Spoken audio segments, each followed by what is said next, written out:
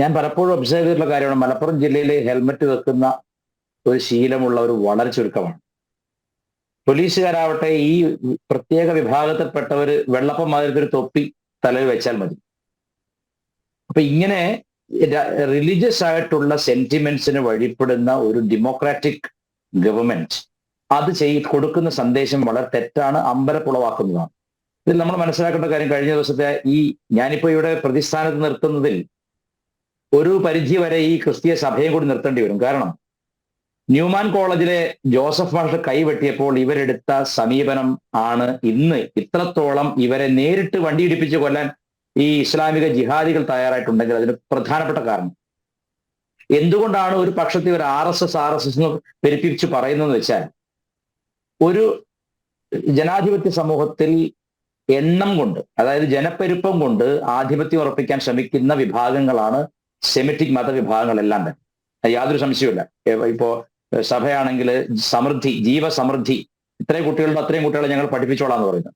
പിന്നെ ഇസ്ലാമിക സമൂഹമാണെങ്കിൽ ഒരു എണ്ണവും കണക്കില്ലാതെ പിന്നെ ജനപ്പെരുപ്പം ഉണ്ടാക്കുന്നു. ഇതൊക്കെ എന്തുകൊണ്ടാണെന്ന് വെച്ചാൽ, ഈ ഡെമോക്രസി എപ്പോഴും നിയന്ത്രിക്കുന്നത് ജനസംഖ്യയാണ്. അത് റിലീജിയസ് ആയിട്ടുള്ള പക്ഷങ്ങൾ അത് വളരെ ആസൂത്രിതമായിട്ട് ചെയ്യുന്നു. ഞങ്ങൾക്ക് ഒരു കോട്ടവും വരാത്ത, ഞങ്ങൾ എന്ത് ക്രൈം ചെയ്താലും സപ്പോർട്ട് ചെയ്യുന്ന, ഞങ്ങളുടെ സിസ്റ്റത്തെ എപ്പോഴും പിന്താങ്ങി നിർത്തുന്ന ലീഡേഴ്സ് ആണ് നിയമസഭയിൽ വരേണ്ടത്, അല്ലെങ്കിൽ രാജ്യസഭയിൽ വരേണ്ടത്, അല്ലെങ്കിൽ ലോകസഭയിൽ വരേണ്ടത്. ഇങ്ങനെ ചിന്തിക്കുന്ന മതവിഭാഗങ്ങളുടെ കോൺട്രിബ്യൂഷനാണ് ഇതൊക്കെ.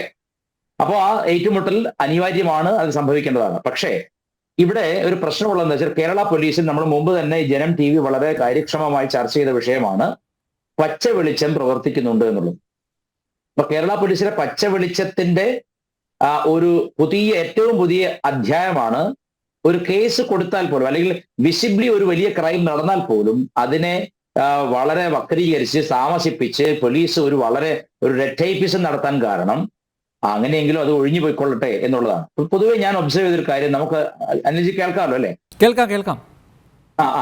കോഴിക്കോട് ബീച്ചിലേക്ക്, ഇപ്പോ ഞാൻ കോഴിക്കോട് ജില്ലയിൽ താമസിക്കുന്ന ആളാണ്. കോഴിക്കോട് നമ്മുടെ ബീച്ചിലേക്ക് വൈകിട്ട് ഒരു 4 മണിക്ക് ശേഷം നമുക്ക് പോവാൻ ഇപ്പോൾ ഭയം തോന്നും.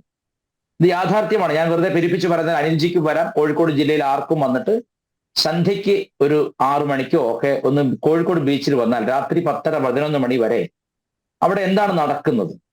നമ്മൾ പറഞ്ഞാൽ, നമ്മൾ സാധാരണ ഭാഷയിൽ പറഞ്ഞാൽ ഹോളിഗണിസം അല്ലെങ്കിൽ ഹോളിഗൻസ് എന്നൊരു വാക്കുണ്ട്. തെമ്മാടിത്തരം ആണ് നടക്കുന്നത്. അവിടെയൊക്കെ ഒരു പ്രത്യേക മതവിഭാഗത്തിൻ്റെതാണ് ഈ ബീച്ച് എന്ന് ആധിപത്യം ഉറപ്പിക്കും വിധത്തിലുള്ള ജനപ്പെരുപ്പത്തെ ഉണ്ടാക്കുകയാണ്. അതൊന്ന്.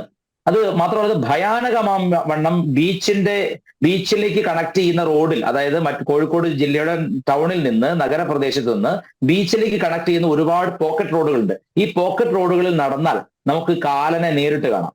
ഈ ചെറുപ്പക്കാർ, ഇതേ മതവിഭാഗക്കാര ആളുകൾ 3 പേര് 4 പേര് ഒക്കെ ചേർന്നിട്ട് ബൈക്ക് റേസിങ്ങും, ഈ വണ്ടിയുടെ മുൻഭാഗം എങ്ങനെ എടുത്ത് പൊന്തിക്കുന്ന പരിപാടിയാണ്. അതിന്റെ പേരെന്താന്ന് എനിക്ക് അറിഞ്ഞൂടാ.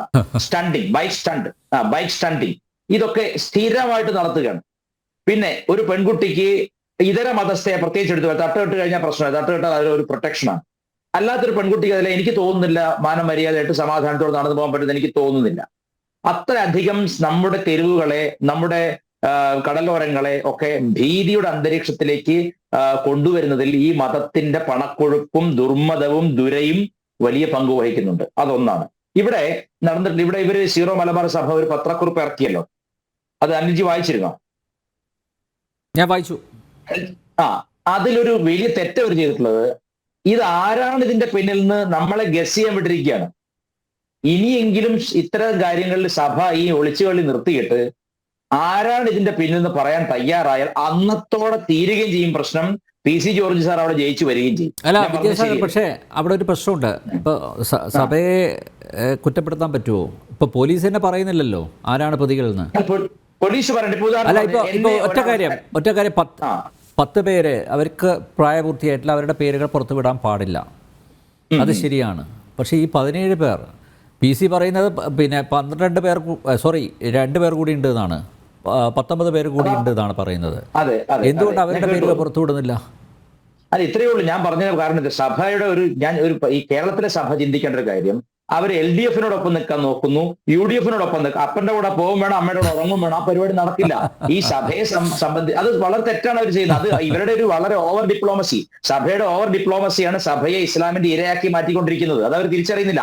ഇപ്പോഴും അവര് ഈ ന്യൂമാൻ കോളേജിന്റെ കാര്യത്തിൽ അവർ നടപടിയാണ്. ജോസഫ് ഭാഷ പുസ്തകം വായിച്ചാൽ അറിയാം. ആ മനുഷ്യനെ അങ്ങേയറ്റം അപമാനിച്ച് വേദനിപ്പിച്ച് ആ മനുഷ്യനെ ഇന്ന് മൃതപ്രായനാക്കിയത് ഈ സഭയുടെ ഒറ്റ നടപടിയാണ്. ഒരു ആശ്വാസ വാക്ക് പോലും പറഞ്ഞില്ല. ശമ്പളം തടഞ്ഞു വെച്ചു.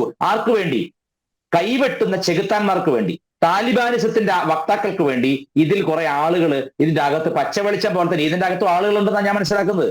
ഇപ്പൊ ഹിന്ദു മതത്തിനകത്ത് ഷിബുസ്വാമിയെ പോലെ, അല്ലെങ്കിൽ സല്ലല്ലാഹു അലൈഹി വസല്ലം എന്ന് പറയുന്ന ചില സ്വാമിമാരെ പോലെ, ചില ഫിനോൽ രമേശിനെ പോലെയൊക്കെയുള്ള ചില എംബോക്കുകളുണ്ട്.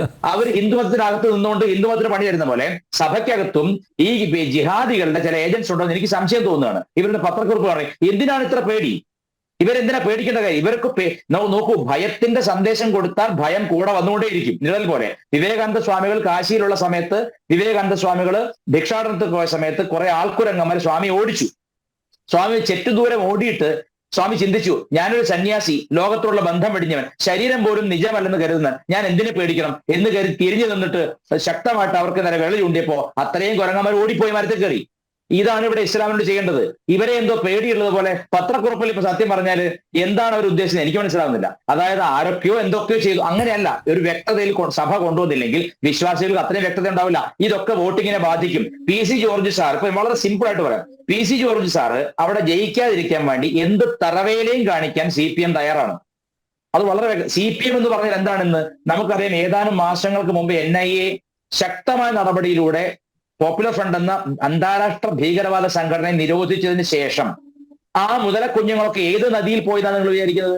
അവരൊക്കെ തന്നെയും CPM മുലയൂട്ടി വളർത്തിക്കൊണ്ടിരിക്കുകയാണ്. CPM-ന്റെ ഞാൻ ചോദിക്കട്ടെ, കഴിഞ്ഞ ദിവസം കോഴിക്കോടിനടുത്ത് കൊയിലാണ്ടിയിൽ CPM-ന്റെ ഒരു നേതാവിനെ വെട്ടിക്കൊന്നപ്പോ ഉടൻ തന്നെ അന്താരാഷ്ട്ര ബുദ്ധിജീവിയായിട്ടുള്ള ഷേക്സ്പിയറിന്റെ ജനിക്കാതെ പോയ മകനായിട്ടുള്ള M സ്വരാജ് എന്തായിട്ടിരിക്കുന്ന പോസ്റ്റ്? സ്വരാജ് പറഞ്ഞു RSS ഭീകരതയാണെന്ന്. അതെ. അപ്പൊ ഈ സ്വരാജ് അടക്കമുള്ള ഇവിടെ ബുദ്ധിജീവി ചമയുന്ന അക്ഷരാർത്ഥത്തിൽ കഴുതകൾ ഇസ്ലാമിക ഭീകരവാദത്തിന്റെ കത്തിക്ക് മൂർച്ച കൂട്ടുക മാത്രം, നാവുകൊണ്ട് ഇസ്ലാമിന്റെ കത്തിക്ക് മൂർച്ച കൂട്ടുന്നവരാണ് കമ്മ്യൂണിസ്റ്റ് ബുദ്ധിജീവികൾ. അത് KEN ആയിക്കോട്ടെ. അതിപ്പോ ഞാൻ തമാശ പറയാം, ശ്രീകുമാരൻ നമ്പി സാറിനെ അവഹേളിച്ച, ബാലേന്ദ്രൻ ചുള്ളിക്കാരനെ അവഹേളിച്ച സച്ചിദാനന്ദൻ എന്ന കവി, സച്ചിദാനന്ദൻ ഇട്ടാ മതി. പക്ഷെ സച്ചിദാനന്ദന്റെ പ്രൊഫൈൽ പോയി നോക്കൂ, കോയാമ്പറമ്പത്ത് സച്ചിദാനന്ദൻ ഇട്ടിരിക്കുന്നത്. ആ കോയമാരെന്ന് വിചാരിച്ചോടെ ഞാനൊരു കോയാണെന്ന്. പറമ്പിന്റെ പേര് കോയാമ്പറമ്പ് എന്നായിരിക്കും, പക്ഷെ കോയാമ്പറമ്പ് ആദ്യം തന്നെ കോയ വന്നല്ലോ. ഇവരൊക്കെ എങ്ങനെയെങ്കിലും ഏന കേനാപി സംസ്കൃതത്തിൽ പറയും, ഏന കേനാപി ഇസ്ലാമിനെ സുഖിപ്പിച്ച് ജീവിക്കുന്നവരാണ്.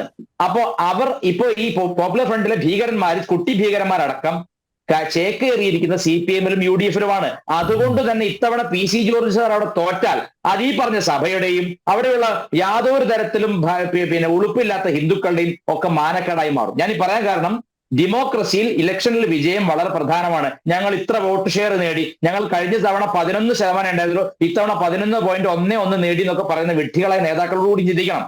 ശതമാനക്കണക്കല്ല, ജയിക്കണമെങ്കിൽ കൃത്യമായിട്ട് ഇവിടുത്തെ ഭീകരവാദികളെ തുറന്നു പറയാൻ സഭയും തയ്യാറാവണം, ഹിന്ദുക്കളും തയ്യാറാവണം. എന്തിനുവരെ പേടിക്കണം? ഞാൻ തമാശയല്ല പറയുന്നത്. KL55, അതായത് നമ്മുടെ തിരൂർ ഭാഗത്തുള്ള കാറുകളാണ്. ഏറ്റവും കൂടുതൽ മലപ്പുറം ജില്ലയിലെ കാറുകളാണ് കോഴിക്കോട് ബീച്ചിലേക്ക് വൈകുന്നേരം ഒരു 4 മണി മുതൽ അവിടെ ബ്ലോക്കാണ് വന്നുകൊണ്ടിരിക്കുന്നത്. എന്താണ്? ഒരു നാട് പിടിച്ചടക്കാൻ വേണ്ടിയിട്ട് കച്ചവടങ്ങളായിക്കോട്ടെ, പണമിടപാടായിക്കോട്ടെ, ഹവാല ആയിക്കോട്ടെ, ഹുണ്ടിപ്പണമായിക്കോട്ടെ, പാരലൽ എക്സ്ചേഞ്ചസ് ആയിക്കോട്ടെ, ഈ പിന്നെ മലദ്വാർ ഗോൾഡ് ആയിക്കോട്ടെ, ഏതു വിധേനയും ഒരു ജനതയെ പിടിച്ചടക്കാൻ വേണ്ടി അവിടുത്തെ ഭൂരിപക്ഷം ന്യൂനപക്ഷമല്ല, അവിടെ വന്നിട്ട് അവിടെയുള്ള കടൽ തീരങ്ങൾ സ്വന്തമാക്കുന്നതും ഒക്കെ സെമിറ്റിസിസത്തിന്റെ ഭാഗമാണ്. അതിൽ ഏറ്റവും വിജയിച്ചു നിൽക്കുന്ന ഒരു വിഭാഗമാണ് ഇസ്ലാം എന്ന്. ഈരാറ്റുപേട്ട എന്ന് പറയുന്ന സ്ഥലം അതീവ ഭീകരമായ ഒരു അവസ്ഥയിലേക്ക് എത്തിയതിന്റെ തെളിവാണ് NIA അവിടെ അവരുടെ തന്നെ സെന്റർ സ്റ്റാർട്ട് ചെയ്യാൻ കാരണം. നമുക്കറിയാവുന്ന കാര്യമാണ്. അതേ ഈരാറ്റുപേട്ടയിൽ ഇങ്ങനെ സംഭവിക്കുമ്പോൾ നമ്മൾ ചിന്തിക്കണം. പിന്നെ ചിലർ പറഞ്ഞു ഈ കുട്ടികൾ പ്രായപൂർത്തിയായിട്ടില്ല എന്നൊരു വാക്യം ഇവിടെ അവരെ പറഞ്ഞു കേട്ടു. ഞാൻ പറയുന്നത് ഈ ഹോളിഗനിസം ഇത് ഡിലിങ്ക്വസിയാണ്. ഈ ഡിലിങ്ക്വസി എന്ന് പറയുന്നത് തെമ്മാടിത്തരത്തിന്റെ മറ്റൊരു ഡിലിങ്ക്വസിയാണ്. നമ്മൾ പറയും കുട്ടികളുടെ ചാപല്യം, അല്ലെങ്കിൽ കുട്ടികൾ ആ പ്രായത്തിൽ കാണിക്കുന്ന വൃത്തികേടുകൾ, ജൂവനൈൽ ഡിലിങ്ക്വസി എന്ന് പറയും ഇംഗ്ലീഷിൽ. It cannot be seen as a juvenile delinquency. ഇത് കുട്ടികൾ അറിയാതെ ചെയ്തതായിട്ട് കരുതാൻ വഴിയില്ല. ഇത് ഈ പറഞ്ഞ ആളുകൾ ഇപ്പൊ ഞാൻ ചോദിക്കട്ടെ, ക്രിസ്തു മതത്തിൽപ്പെട്ട 10-20 കുട്ടികൾ ഒരുമിച്ച് വന്നിട്ട് ഒരു ഇമാമിന്റെ നേരെയാണ് ഇതുപോലെ വണ്ടി ഉയർത്തിയിരുന്നെങ്കിൽ ആ കുട്ടികൾ എത്ര പേര് തല്ലുകൊണ്ട് ഹോസ്പിറ്റലായനെ, എത്ര പേരെ കഴുത്തു വെട്ടിയനെ?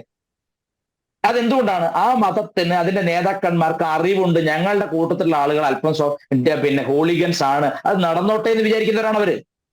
അത് കുഴപ്പമില്ല, ഞങ്ങളുടെ കുട്ടികൾ കുറച്ച് സന്തോഷിച്ചോട്ടെ, അർമാദിച്ചോട്ടെ എന്ന് വിചാരിക്കുന്ന മത നേതൃത്വമാണ് അവിടെയുള്ളത്. അല്ലെങ്കിൽ ഏതെങ്കിലും ഒരു മത നേതാവ്, ഇസ്ലാം മത നേതാവ് ഇതിനകം പറഞ്ഞോ അങ്ങനെ ആരെങ്കിലും ചെയ്തിട്ടുണ്ടെങ്കിൽ അവർ ഇസ്ലാമിൽ പെട്ടവരല്ലെന്ന് പറഞ്ഞോ?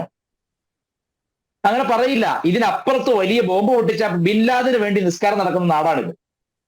അല്ലെങ്കിൽ മുംബൈ ഭീകരാക്രമണത്തിലെ ആ ചെറുക്കനുണ്ടല്ലോ, അവനും ഒരു ജൂവനൈലാണ്, ആ പിന്നെ പയ്യൻ, അവന് വേണ്ടി നിസ്കാരം നടക്കുന്ന നാടാണിത്. അഫ്സൽ ഗുരുവിന് വേണ്ടി പ്രത്യേക പ്രാർത്ഥന നടക്കുന്ന നാടാണിത്.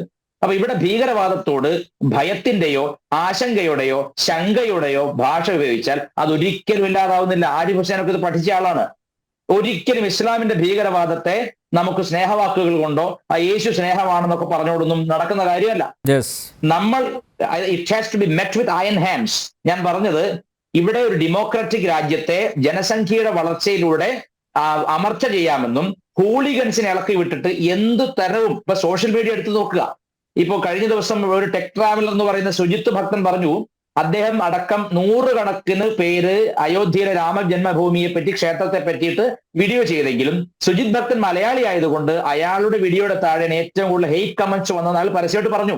അതിന്റെ അർത്ഥം ഇതര സമൂഹങ്ങളോടുള്ള, ഇതര സമുദായങ്ങളോടുള്ള ഉള്ളിൽ അടക്കി പിടിച്ചിരിക്കുന്ന ഈർഷ്യയുടെയും അസഹിഷ്ണുതയുടെയും ആൾരൂപങ്ങളാണ് ഇവരൊക്കെ. ബ്രിട്ടീഷ് പ്രസിഡന്റ്, പ്രൈം മിനിസ്റ്റർ ആയിരുന്ന ടോണി ബ്ലെയർ പറഞ്ഞൊരു വാക്ക് മാത്രം പറഞ്ഞ് അവസാനിപ്പിക്കാം.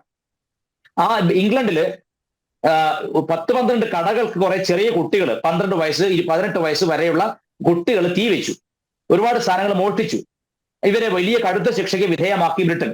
ആ സമയത്ത് പത്രക്കാർ, ഇവിടെയുള്ള മാപ്രകളെ പോലുള്ള കുറെ ആൾക്കാർ ഇളകി. അപ്പോൾ ടോണി ബ്ലെയർ പറഞ്ഞൊരു വാക്കുണ്ട്, if they are mature enough to commit such a heinous crime, they are mature enough to face its punishments. അതായത് ഒരു തെറ്റ് ചെയ്യാൻ മാത്രം ഒരാൾക്ക് പ്രായപൂർത്തിയായിട്ടുണ്ടെങ്കിൽ അതിന് ശിക്ഷ അനുഭവിക്കാനുള്ള മെച്യൂരിറ്റി ആയി കഴിഞ്ഞു എന്നർത്ഥം. ഇതൊക്കെ ശക്തമായി നേരിടുന്ന വിഷയമാണ്. ഇത് മതാധിപത്യത്തിന്റെ മുമ്പിൽ നമ്മൾ ജനാധിപത്യം മുട്ടുമടക്കുന്ന കാഴ്ചയെ മാറാതിരിക്കട്ടെ എന്ന് മാത്രം ആശംസിക്കുന്നു.